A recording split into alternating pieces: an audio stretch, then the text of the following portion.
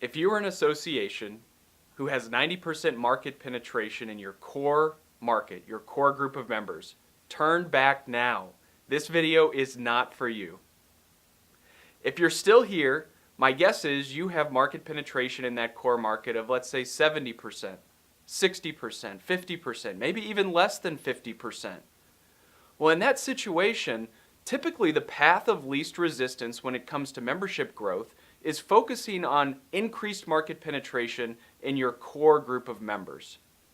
There are several questions you can be asking as an organization to figure out, what do you really know about those non-members?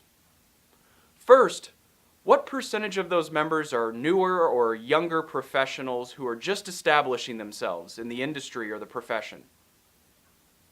Second, who are your more tenured professionals who are at or beyond the retirement age? Probably not a great fit for a huge marketing investment or new member campaign investment. Number three, who are the individuals who maybe you think of as customers?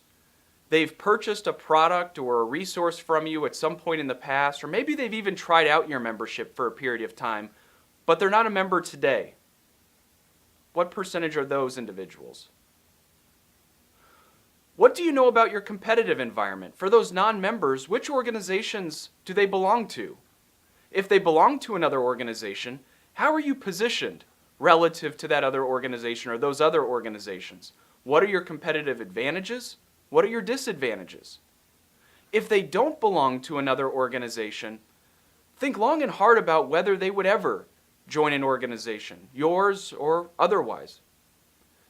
And lastly, what is your perceived reputation in the market among these non-members? Your reputation is really the face of your organization. It is what most appeals to a prospective member. If you have a weaker reputation, that's the place to start. These are several questions that you can be using as you're beginning to develop a new member campaign. The next video will get into how to take action on the answers to these questions.